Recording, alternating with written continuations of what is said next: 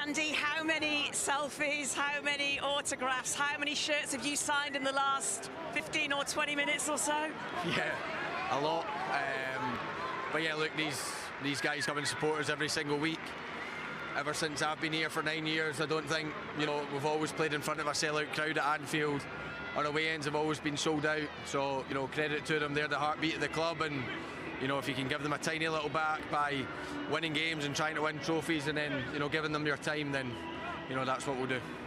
You gave them as a team a tiny little bit by Champions League football coming here at Anfield next season. I know there's been a lot of farewells, but that was key, wasn't it, this afternoon? Yeah, it was a must. And look, it's been a hugely disappointing season, from kind of how we wanted it all to pan out, but it was pretty clear from certainly before Christmas that it wasn't going to be the one that we wanted it to be in terms of winning things. And then it was just so important to make sure that we were in the Champions League, and we kind of limped over at the end. But yeah, I'm happy that me and Mo can leave the club in a position where they'll still play in the biggest stage, they'll have the biggest games next season, and I really hope they can kick on.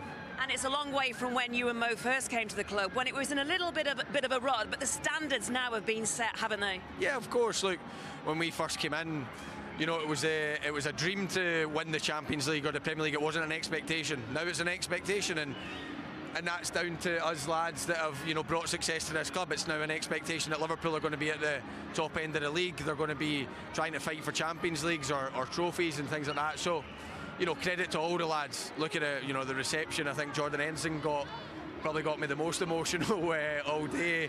But it's just an incredible servant to this football club that gets the reception that he deserves. Obviously didn't get it in terms of he left during the summer, and then Queeve, when he ran to the Kop at half-time, it was just so special. And to play against Brentford, it was quite fitting that both of them were here as well today. And how do you feel now that it's all done, now that it's all over, now that the whistle's been blown? Emotionally drained. It's been a really difficult week, such a busy week, trying to keep your emotions in check, trying to focus on the game, but also make sure you've done everything right in terms of saying bye to the people you need to say bye to. So yeah, it's been a really long week. I need to now, I need to switch off. Now that the main man's here, if I could just say two more things I spoke, but obviously there's, for me, there's two other people leaving other clubs today that are pretty important.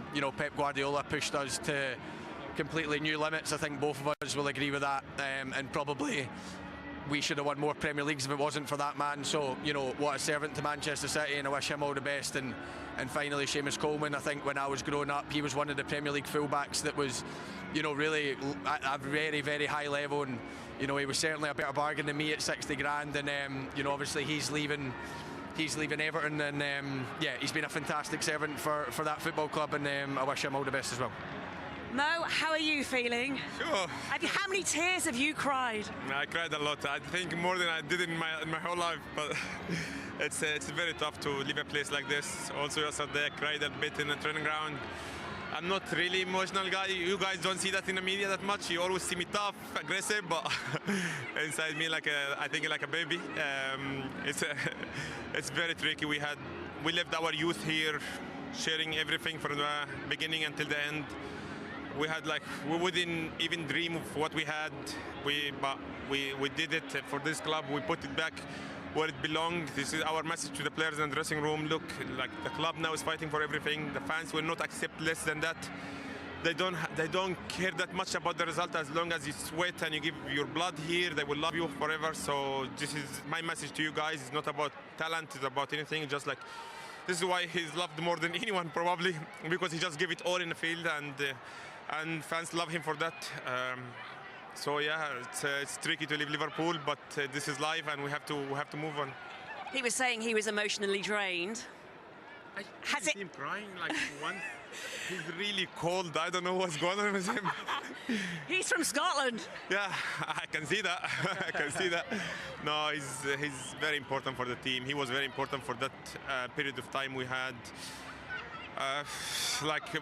I'm really honored to share the dressing room with him. Such a fantastic guy, fantastic player. He was always there for me when I needed him, and also the team. He was there for the team. So it's very tricky to put it in a word, but I'm very blessed to share the dressing room with him for such a long time. I know you said you're at peace with your decision. Has it hit home though? Now you've seen this. Now you're going to walk away from all of this. Yeah, I feel it's life. Like I look back and would I want more than I achieved? Not really. Like collectively and individually, like we won it all.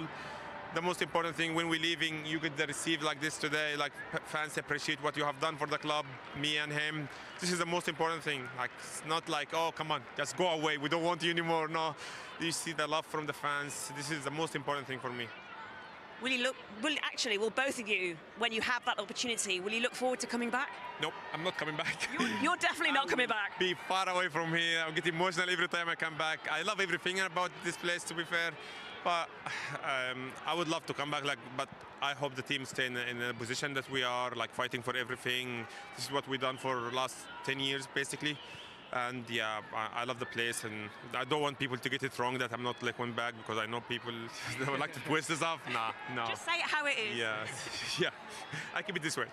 And what about you? Will you be looking forward if you get that opportunity to come back? Yeah, of course. Like I think in years to come, then. Like I think we know that we're both always welcome back to this football club, and I think we both know that we can come watch games and we can and things like that. But I think it's important. I think when I spoke to you earlier in the week, and also Mo's reiterated it, this is a big part. This is a big chapter of our book, but it's not the end. We've still got a lot of things to go and achieve and try and achieve in terms of whatever lies next for both of us. So we have to go focus on that. Obviously, first and foremost, we have to switch off for a week and try and focus on the World Cup. We've got a massive tournament coming up for both countries, and then whatever the future holds, it holds for both of us. But I know that this is my family, and I know I'll always be welcome back here. He's more politician than me, so you can see politicians talking. There's actually one more thing I want you to do, because when I spoke to you after, when I spoke to you at Everton, I said I don't know how many more of these you're going to get. So, Robbo, would you like to do this for one last time? I'm not sure you deserve it today, but you did okay. Well done. Thank you, guys. Thank you very much. Thank you.